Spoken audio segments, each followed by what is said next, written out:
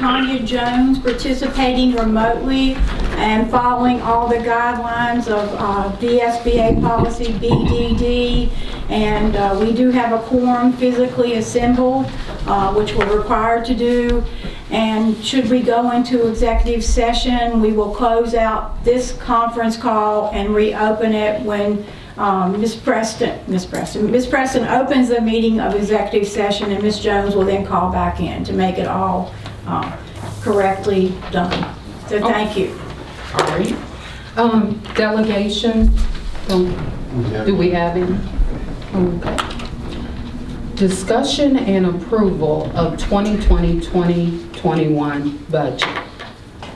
Okay, so we did meet a few weeks ago, it seems like months ago, but a few weeks ago, and talked about the budget, and we did submit the budget to City Hall according to the guidelines that they have given us. But since then, we've had new calc tools come from the governor's office. We've been given information about the,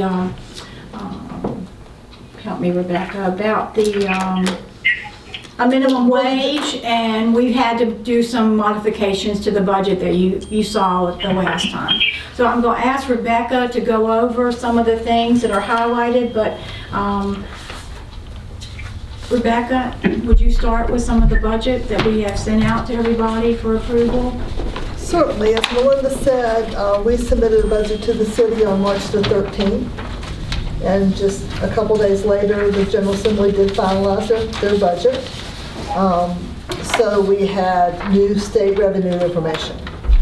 And the final budget version that the General Assembly approved included a 3% salary increase. I'm sorry, a 2% salary increase for the first year of the biennium and a 2% for the second year of the biennium. So it included state funding for that salary increase, the state share of that funding. So we changed our budget to accommodate that. It also increased the minimum wage to, it's graduated over the next couple of years, but by January of 2021, you have to have a minimum wage of $9.50.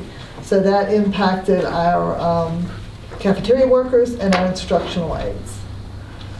So I sent you out a budget earlier this week. I think it was delivered to you, and I hope you all got it. If you don't have a copy of it, let me know. But I'll just go over, basically you have 5 columns on the sheet. The first numerical column there is our current budget for the FY20 fiscal year. And then we have the preliminary budget that we approved at your last board meeting. And then we have the proposal based on the new state revenue figures.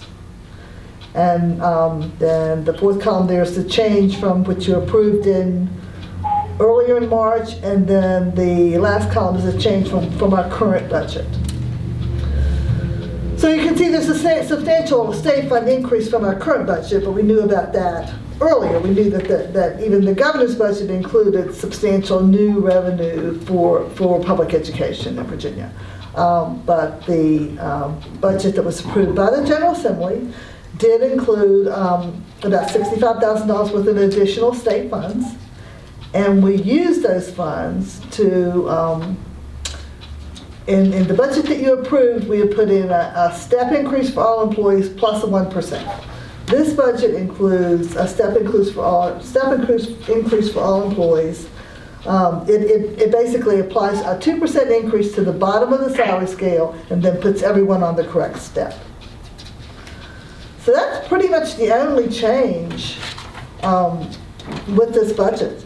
And we did have to, for the cafeteria workers and for the instructional aides, instead of the 2%, we applied a minimum wage. Now the budget that I sent to you made the cafeteria workers the starting step for them at $10 and the instructional aides at $10.75. I think you all received an email from Melinda today suggesting that we might want to just, as you all know, we're living in unprecedented times. We don't know what the future holds. We don't know what our state revenues, they may take away that salary increase that's in the budget. No, we just don't know. We don't know what our local appropriation is. It just might be the prudent thing to just go with the minimum, say minimum wage of $9.50 for the cafeteria workers, and then we went with $10.25 for the instructional aides. And we applied that to the starting step of that salary scale. So I'll be happy to entertain any questions. The other thing that Melinda mentioned in the email that she sent out today, that we have a separate textbook fund, which is about $73,000 that we mainly use for textbooks. I don't know. I can't imagine that would continue to be used for textbooks with what we're seeing, and we thought it might be better utilized for any equipment we may need to serve children remotely. So we may need to move that money into the operation fund. And we have found with what's just happened in the last week or 2 weeks that we need to look at a plan to develop more technology into how we instruct our children and consider learning platforms that might be a little bit different than what we have done traditionally in the past with just a textbook, but we need to move into the future, the 21st century, with how we instruct our students.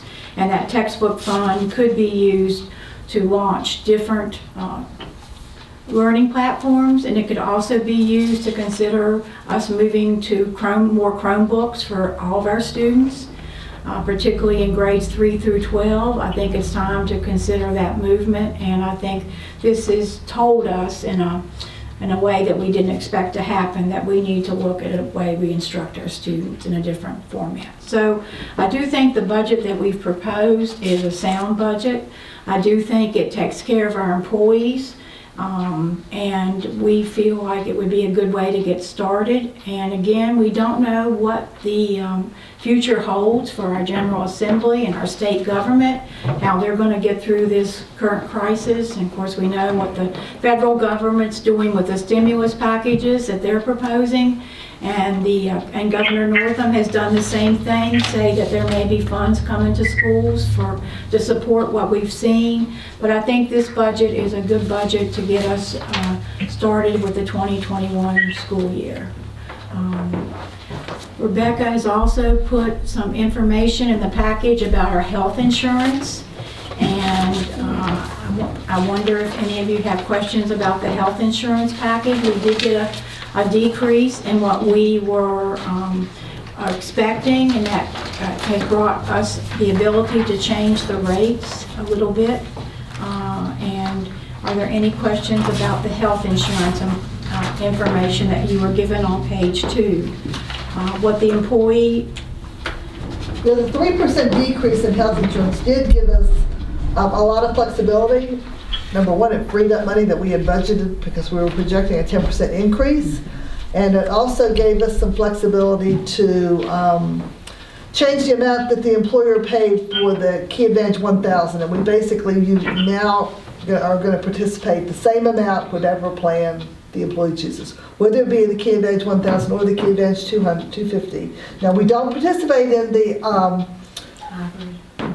optional dental plan. We participate in the preventive dental, not the comprehensive. But I think this will be much more affordable for some of our employees who do choose the Key Advantage 1000 plan. So that is in the budget.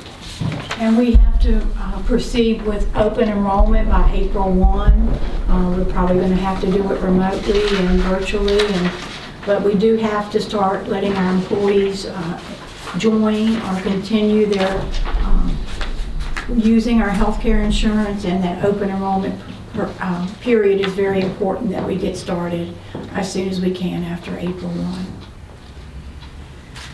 So just to summarize, the budget totals $12,268,790. That includes $11,675,646 for general operations, $520,047 for the cafeteria fund, and again $73,117 for textbooks, which may or may not be used, in that fund. And it represents a 2% increase over the current fiscal year. And state funds are based on the General Assembly biennial budget that was released March the 13th. And the compensation supplement amount is $97,000, I believe it is. Yes, 97, I think it's $97,200. 97,720. But again, I remember 1 year in the past, that money was taken away. After we had approved our budget, after we had issued contracts even. And the board held to their commitment and kept those salary increases. I don't know that would be the case this time if that money were to go away. We just don't know. There's just, like I say, the times are unparalleled in most of our lifetimes, I think. Certainly a lot of uncertainty. It is. It is. And I don't know that there's any way that we could plan for every eventuality. So I think just going off of what we know to be the case right now, and if that happens to change, then we'll just have to reevaluate and see what our options are at that point. But Certainly our budget is heavily dependent on sales tax revenues, as is the city's. So that will impact our budget as well as theirs. well, I can't believe we're not going to see some sort of impact from this, but I don't know if anybody right now is able to forecast what that may or may not be. So I kind of think, I appreciate what you all have done, but I think we have to go with the information that's in front of us. And be prepared Definitely. to be flexible Yes, yes. and creative. Absolutely. We always talk about being creative in the past, and we've done some really creative things. There may come a point where we have to be especially creative. Yes. And I know one of the things that's important to people is their salaries, Yes, and how it looks on paper and how it looks in the bank account. yes. So if there are opportunities that we have, once we get into the school year, to, for instance, the cafeteria workers, they're a super important part to the day, right? They are. They see every student, Yes. Definitely. So if there's a point in time where we can,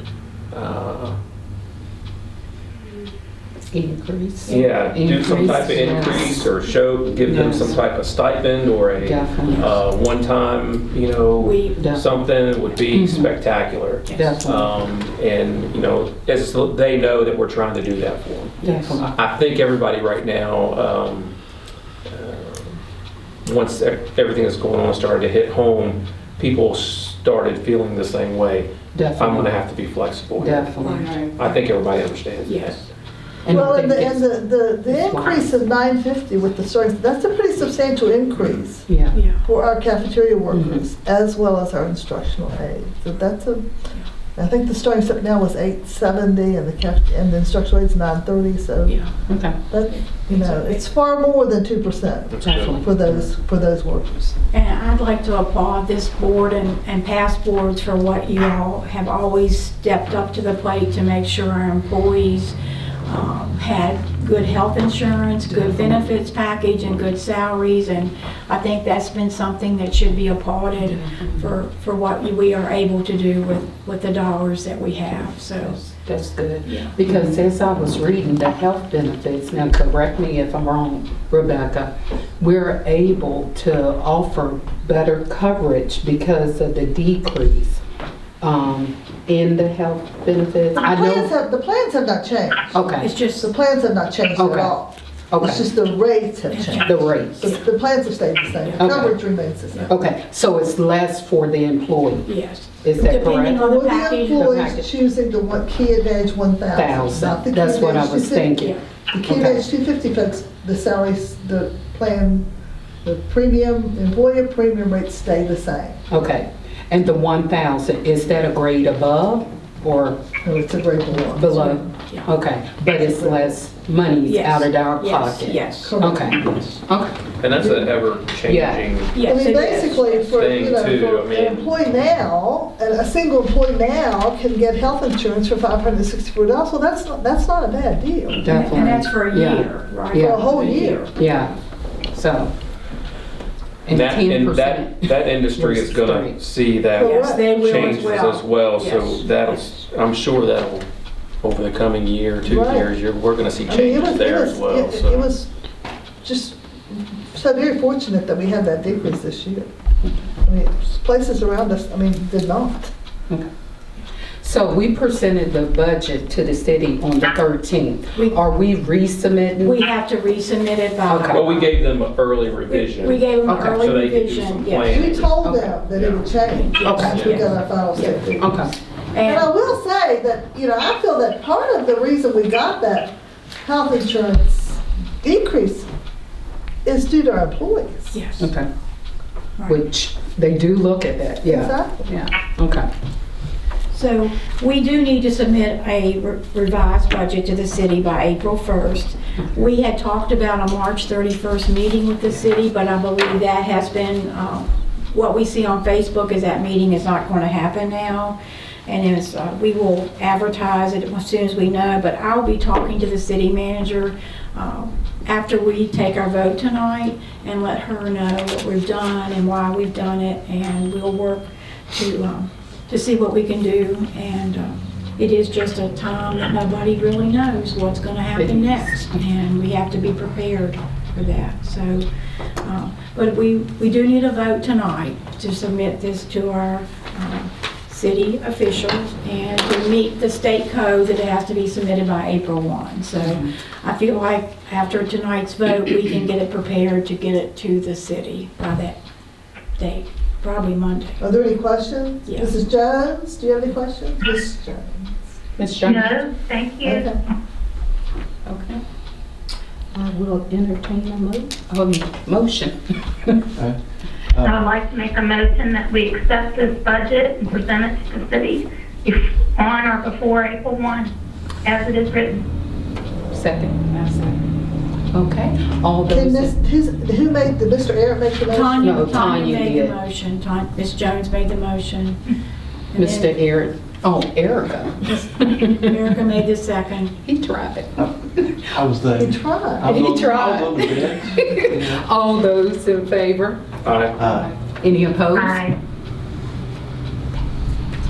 Passed unanimously. Okay, so we'll get it to City Hall, and we will do our responsibility to be good citizens and good stewards and get it to the city as presented. Okay. Thank you folks very much. I appreciate that.